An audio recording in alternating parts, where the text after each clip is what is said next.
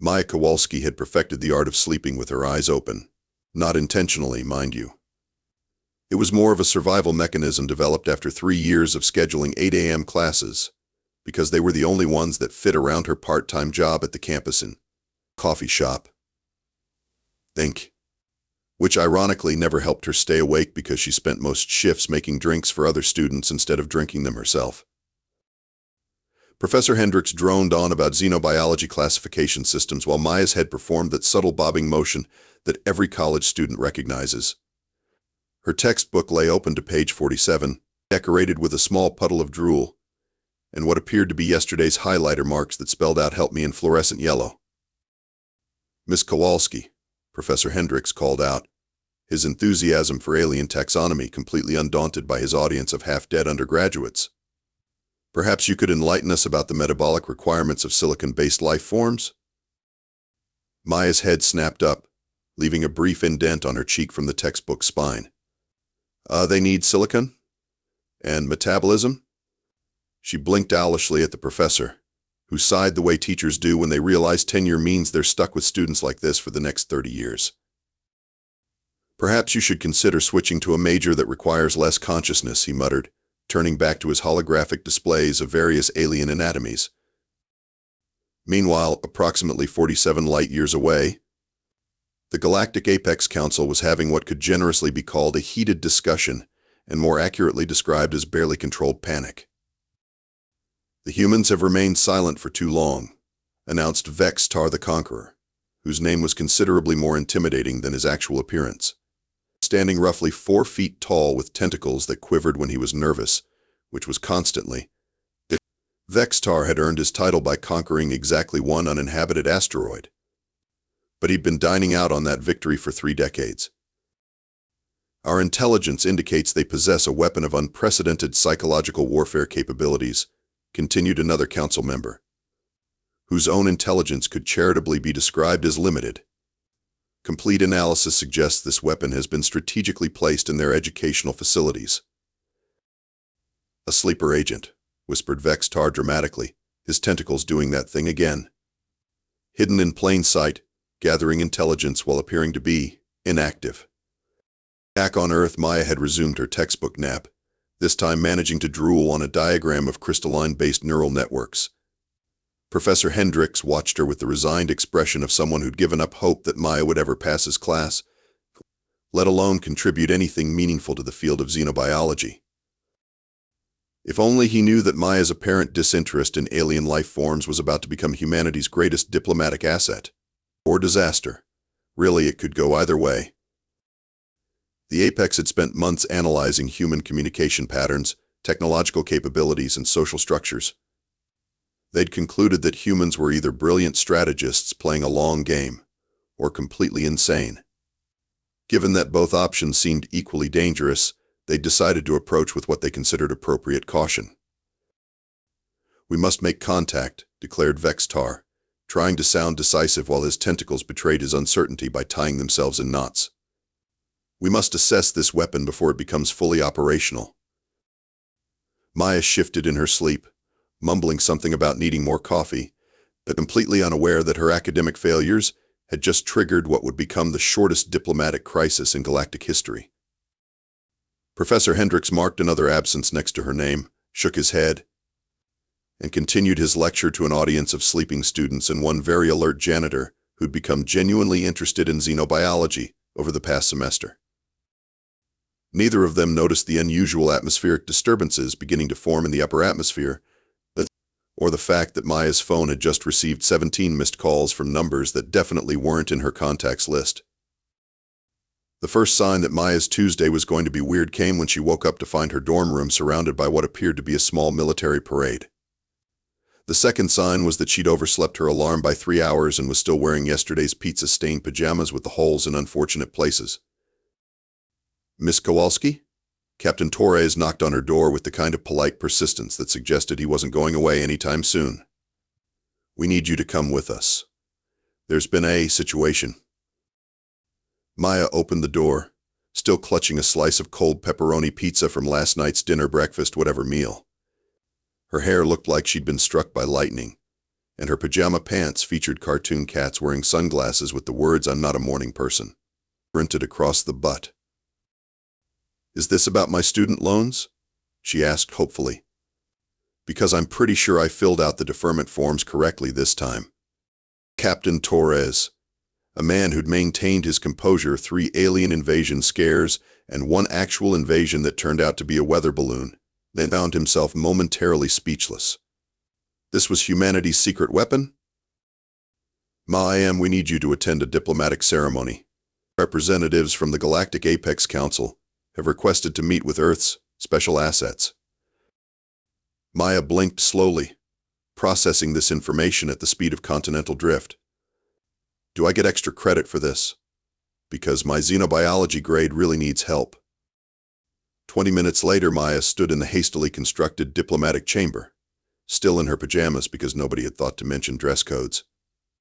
The Apex delegation had arranged themselves in what they considered an intimidating formation, which mostly looked like a semicircle of nervous jellyfish having an anxiety attack. Ambassador Zuckel Moth, whose diplomatic training had prepared him for everything except sleepy college students, began his carefully rehearsed opening statement. "Greetings, humans. We have come to assess your capabilities." Maya yawned. Not a small, polite yawn, but one of those jaw-unhinging, soul-deep yawns that suggested she could probably dislocate something if she really tried. The Apex delegation flinched as one. "Cool," Maya said, taking a bite of her pizza. "Are you guys like exchange students or something? You look really different from the pictures in my textbook." Skelmoth's diplomatic training hadn't covered casual xenobiology assessments delivered through mouthfuls of processed cheese. "We are here to discuss mutual interests." "That's nice," Maya replied, studying their translucent bodies with genuine curiosity. "How do you guys digest food without stomachs? Do you just absorb nutrients through your skin? That seems way more efficient than the human digestive system. We're basically just complicated tubes with anxiety." The aliens exchanged what could generously be called meaningful glances and more accurately described as panicked telepathic screaming. She was conducting biological reconnaissance while maintaining perfect psychological distance. This was clearly a trained operative. "Your assessment is noted," Zgelmoth managed. "We understand humans possess certain, unique capabilities." Maya nodded thoughtfully, finishing her pizza. "Yeah, we're pretty good at staying up too late and making poor life choices. I once wrote an entire research paper 15 minutes before it was due. Got a C+. Extar the Conqueror, who'd been monitoring the conversation from the mothership, felt his tentacles tie themselves in increasingly complex knots. The human was openly discussing their ability to operate under extreme temporal pressure while maintaining academic performance. This was clearly evidence of their superhuman stress tolerance and tactical adaptability. Perhaps Captain Torres interjected, trying to salvage some dignity from the situation. We could proceed with more formal discussions.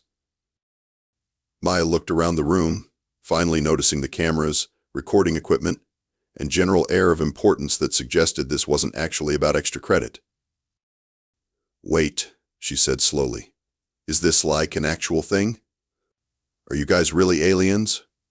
Because that's either really cool or I'm having the weirdest fever dream ever." The Apex delegation interpreted her delayed recognition as evidence of advanced psychological warfare training. She'd been assessing them for minutes while maintaining perfect cover as a confused student. Terrifying. Dr. Fluxena had 3 PhD equivalents in xenopsychology, 40 years of diplomatic experience, and the growing suspicion that she was about to have her first nervous breakdown. The human sitting across from her was either a master manipulator or genuinely confused, and both possibilities were equally terrifying. "So," Maya said, settling into the interrogation chair like it was her favorite spot on the couch, "is this like a cultural exchange thing? Because I have to warn you, I'm really bad at foreign languages. I took 2 years of Spanish and I can barely order a burrito." Fluxena made careful notes on her tablet. "You admit to difficulty with linguistic adaptation protocols?" "Oh yeah, totally hopeless. My brain just doesn't retain that stuff. I once spent an entire semester thinking biblioteca meant bathroom, made for some really awkward situations. The xenopsychologist paused. The human was openly discussing intelligence-gathering failures and adaptive limitations. This was either stunning honesty or an advanced psychological tactic designed to lower their guard. "Tell me about your daily routines," Fluxena probed carefully. Maya brightened. This was a topic she could handle. "Well, I usually wake up around noon, which is technically morning if you think about it in cosmic terms. Then I eat whatever's in the fridge, which is usually leftover Chinese food or cereal. Sometimes I eat cereal for dinner because cooking is hard and I'm tired." "You consume the same nutritional substance for multiple meals?" "Oh sure, sometimes I eat nothing but ramen for like a week straight. Humans are pretty good at surviving on basically anything. I once lived on energy drinks and granola bars for finals week. Probably not healthy. But I got through organic chemistry." Fluxena's tentacles began that nervous quivering thing. The human was describing extreme nutritional deprivation training and chemical enhancement protocols as if they were perfectly normal. "And your sleep patterns?" "Totally messed up," Maya admitted cheerfully. "Sometimes I stay up until 4 a.m. watching Netflix, then I have to get up for my 8 a.m. class. Coffee helps, but mostly I just accept that I'm going to be tired forever." Humans are weirdly good at functioning without sleep. We complain about it constantly, but we keep doing it. The xenopsychologist made increasingly frantic notes. Voluntary sleep deprivation. Chemical stimulant dependency. Casual acceptance of physical discomfort. This human was describing military-grade endurance conditioning as routine behavior. "What do you do for entertainment?" Maya perked up. "Oh, lots of stuff. I love horror movies, especially the really gory ones. There's something satisfying about watching fake people get murdered in creative ways. And I'm obsessed with this show where people survive in the wilderness eating bugs and making fire from nothing." Fluxena's writing implement clattered to the table. The human consumed violent media for pleasure and studied survival techniques as leisure activities. This was clearly psychological conditioning for warfare scenarios. "I also really like spicy food," Maya continued, oblivious to the alien's growing panic. "The kind that makes you cry and question your life choices. But then you eat more anyway because humans are weird like that. We're basically the only species that seeks out painful experiences for fun." "You enjoy pain?" "Not exactly enjoy, but we don't avoid it the way most creatures do. Like people get tattoos, which is literally stabbing yourself with needles for decorative purposes. We pierce holes in our bodies for jewelry. Some humans pay money to be scared at haunted houses or ride roller coasters that make them think they're going to die." Fluxena was beginning to understand why the Apex Council was terrified of humans. They were describing a species that had weaponized masochism and turned survival instincts into entertainment. "And everyone does these things?" Maya shrugged. "Pretty much. I mean, my roommate jumps out of airplanes for fun. My little brother collects venomous snakes. My grandmother runs marathons and she's 73. Humans are just built different, I guess." The xenopsychologist stared at her notes, then at Maya, then back at her notes. The human was casually describing a civilization of voluntary warriors who trained constantly for combat scenarios while maintaining the appearance of civilian normalcy. "This has been very informative," Fluxena managed weakly. "Cool. Do I get to ask questions now? Because I'm really curious about your reproductive cycle and whether you guys have concepts of humor. Also, do you sleep? And what's your favorite color? Do you even see colors the way we do?" Fluxena's tentacles went limp. The human had seamlessly transitioned to intelligence gathering while maintaining perfect cover as innocent curiosity. This was clearly a masterclass interrogation technique. She was beginning to understand why the council was considering retreat. Maya was starting to enjoy herself. These aliens were fascinating, even if they seemed weirdly nervous about everything she said. "Doctor." Fluxena kept making notes and exchanging glances with the other Apex observers, which Maya interpreted as intense scientific interest rather than barely contained terror. "So anyway, Nah. Maya continued, swinging her legs in the chair like a kid at the doctor's office. Humans keep really dangerous animals as pets. My neighbor has this dog that could probably kill a person. But she dresses it in little sweaters and feeds it organic treats. And don't get me started on people who keep tigers or bears or whatever. There was this guy on the news who had like 17 alligators in his backyard. Fluxena's writing implement was starting to smoke from overuse. Humans domesticate predatory species? Oh sure, we basically turned wolves into purse dogs over a few thousand years. We're really good at making dangerous things cute and harmless. Well, mostly harmless. My friend's cat once attacked a burglar, so I guess the predator instincts are still there. The xenopsychologist was beginning to see a pattern that chilled her translucent blood. Humans didn't just survive dangerous situations, they actively created them, then adapted to them, then turned them into entertainment or companionship. This was systematic desensitization on a species-wide scale. What about your educational systems? Fluxena asked, hoping for something less terrifying. Maya's face lit up. Oh, those are basically psychological warfare training grounds. They put you in these huge rooms with hundreds of other people, give you impossible tasks with unrealistic deadlines, then judge your performance against everyone else. And if you mess up, they make you do it again until you get it right or give up entirely. This is mandatory? For like 12 years minimum. Yeah. Then if you want a decent job, you voluntarily sign up for 4 more years of advanced psychological torture called college, where they charge you money to stress you out and sleep-deprive you while testing your ability to function under constant pressure. Fluxena made a note that her handwriting was becoming increasingly illegible due to tentacle tremors. And humans succeed in these conditions? Some do, some don't. Most of us just kind of survive it. I'm definitely in the survival category. But here's the thing. Even the ones who barely make it through still develop these weird capabilities. Like, I can write a 10-page research paper in one night fueled by nothing but caffeine and panic. That's not natural, but most humans can do it if they have to. Maya's phone chose that moment to die with a pathetic beeping sound. She sighed dramatically. Ugh, now I have to kill time until I can find a charger. This is so boring. Every apex in the room froze. Kill time.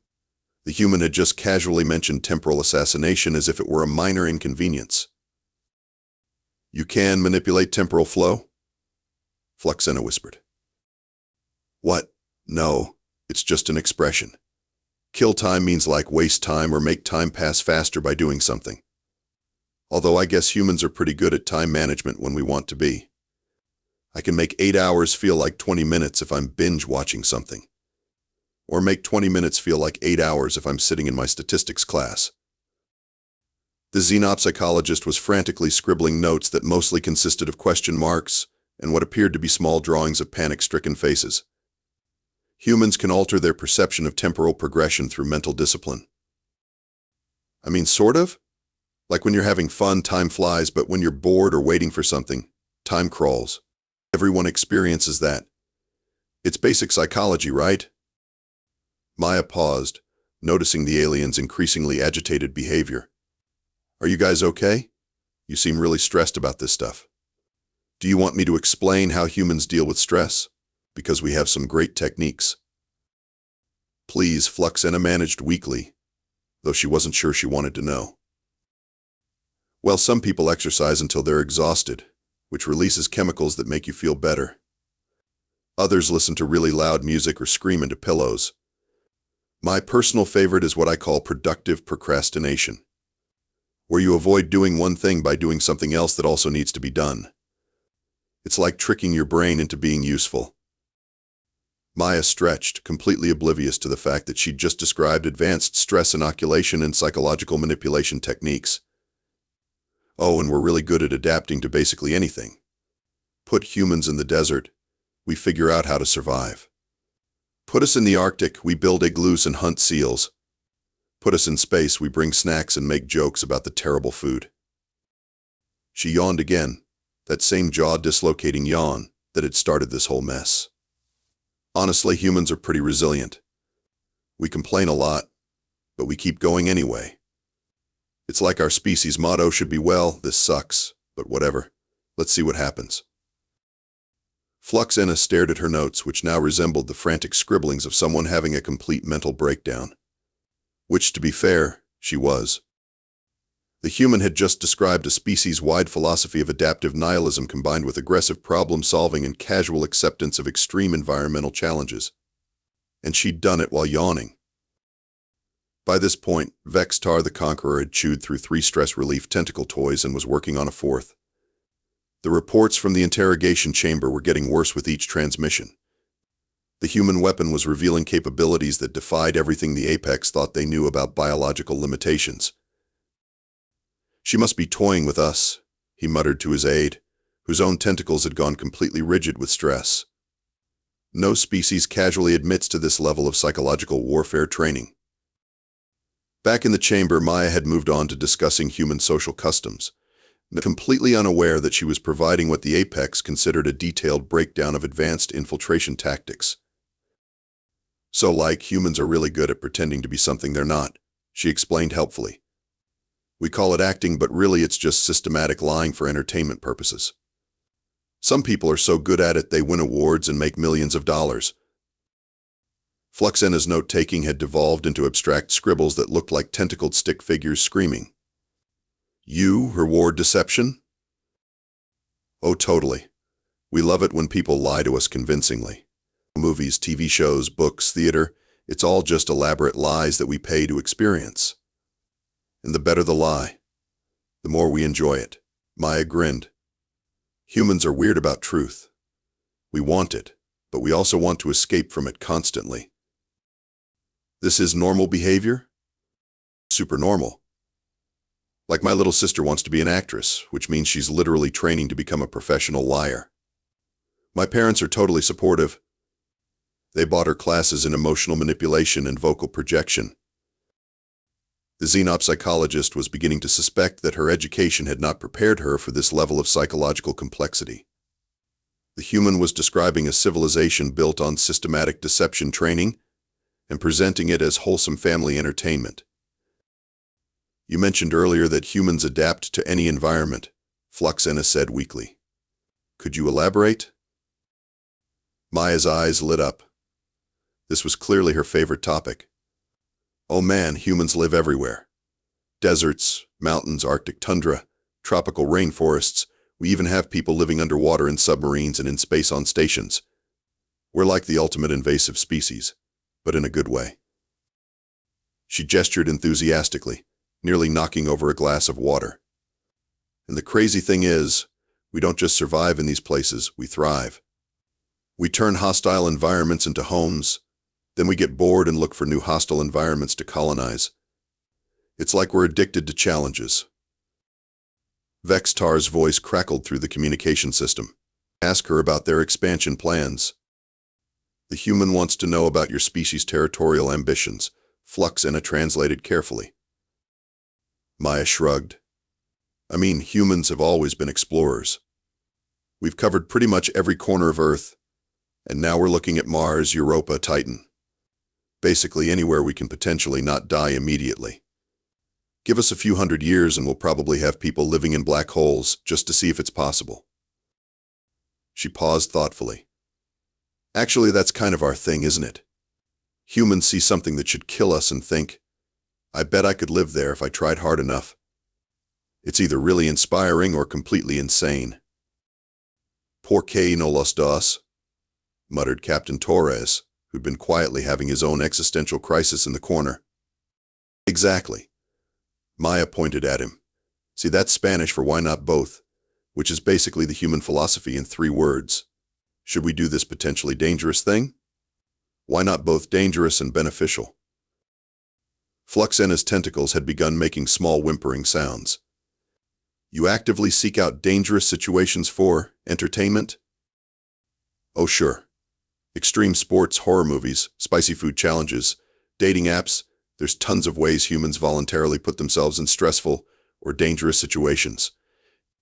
My roommate goes rock climbing without ropes because she says it's more exciting when there are real consequences." Maya stretched again, completely comfortable despite being surrounded by increasingly agitated aliens. You know what's funny? You guys seem really worried about all this stuff, but it's just normal human behavior. We're not trying to be scary or intimidating, we just are the way we are. She yawned once more, then added casually, maybe you should just chill out and grab some coffee. That's what humans do when we're stressed. Coffee fixes everything, or at least makes us too caffeinated to care about problems.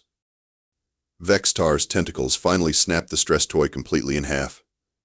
The human had just suggested chemical warfare and temperature manipulation as casual solutions to diplomatic tension. While yawning. Again. She's not even trying, he whispered to his aide. She's revealing all of this without any apparent effort. Either she's the most sophisticated psychological operative in galactic history, or humans are naturally this terrifying. His aide, who had given up on stress toys and moved on to mild sedatives, nodded weakly. Both possibilities suggest immediate retreat, sir. Agreed. Begin evacuation procedures. Code Black. Maximum psychological warfare detected. Maya, oblivious to the panic she'd caused, was examining her fingernails and wondering if she'd remember to do her xenobiology homework when she got back to her dorm. The apex evacuation happened with the kind of efficiency that only comes from pure, unadulterated terror. Within minutes, the diplomatic chamber had emptied of aliens faster than a college party when someone mentions a surprise inspection. Maya sat alone in the suddenly quiet room, blinking slowly as she processed what had just happened. Captain Torres emerged from behind a security barrier, looking like someone who'd just witnessed either the most brilliant diplomatic maneuver in human history or the most accidental one. Miss Kowalski, he said carefully, I think you may have just prevented an interstellar war. Really? Maya perked up. Does that mean I get extra credit? Because my xenobiology grade could really use the boost. Before Captain Torres could answer, Professor Hendricks burst through the chamber doors, his usually perfectly styled hair looking like he'd been struck by lightning. His eyes were wild with the kind of academic excitement that only comes from witnessing something that would require completely rewriting several textbooks. Maya, he shouted, completely abandoning his usual professorial dignity.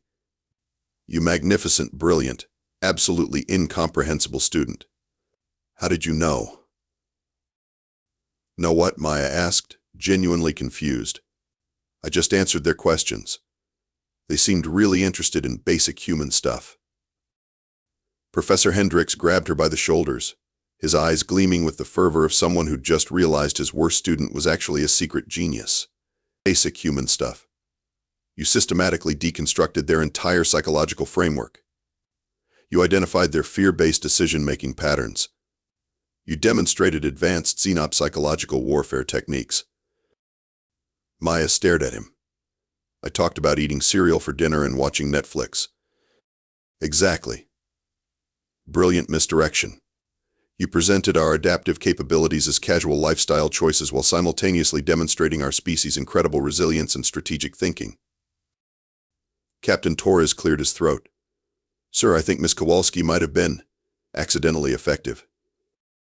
Professor Hendricks paused, studying Maya's genuinely bewildered expression. Slowly, the academic excitement faded from his eyes, replaced by something that might have been understanding or possibly a mild concussion.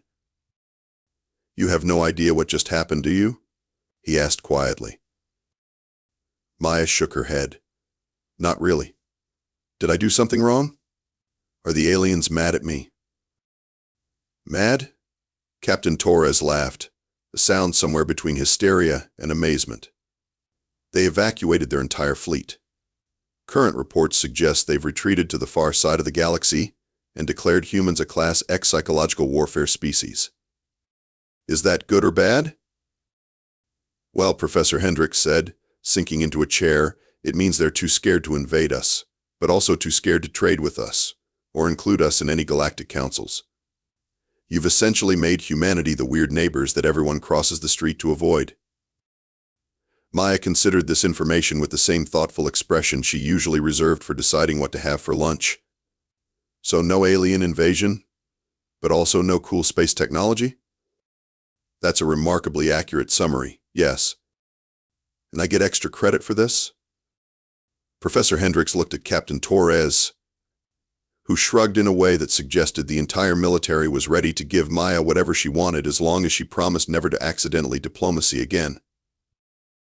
You know what? Professor Hendricks said finally. You get an A for the entire semester. I don't understand how you did it. I'm not sure you understand how you did it. But you somehow turned complete academic apathy into the most effective display of psychological deterrence in recorded history. Maya brightened considerably. Sweet. Can I go back to my dorm now? I have like 3 episodes of this show to catch up on, and I need to figure out what I'm eating for dinner. Cereal? Captain Torres suggested weakly. Probably. It's easy and I'm tired. As Maya wandered out of the diplomatic chamber, still in her pajamas and apparently unbothered by having single-handedly reshaped humanity's place in the galaxy, Professor Hendricks turned to Captain Torres. Should we be concerned that our most effective diplomat is a sleep-deprived college student who doesn't understand what she accomplished? Captain Torres watched Maya disappear down the hallway, presumably heading back to her Netflix queue and cereal-based meal planning. Honestly, sir, I think that might be exactly why it worked. 3 days later, Maya sat in her usual spot in advanced xenobiology, half asleep and drooling on her textbook, while news broadcasts played in the background discussing humanity's mysterious diplomatic victory and strategic psychological superiority. She'd become something of a campus legend, though most people assumed the stories were exaggerated. Professor Hendricks watched her with something approaching fondness. She was still his most challenging student, still chronically unprepared, still treating his class like an extended nap opportunity. But now he knew that sometimes the most profound insights come from the most unexpected sources. Maya yawned, stretched, and accidentally knocked her textbook off the desk. As she bent to pick it up, she caught a glimpse of the chapter on interspecies communication and psychological warfare tactics. Huh, she mumbled to herself. Maybe I should actually read this stuff. Might be useful. Professor Hendricks smiled. Maybe, just maybe, she was finally starting to understand the subject. Maya opened the book, read exactly 3 sentences about alien psychology, and promptly fell asleep on page 53. Some things, Professor Hendricks realized, never change. And maybe, in Maya's case, that was perfectly fine.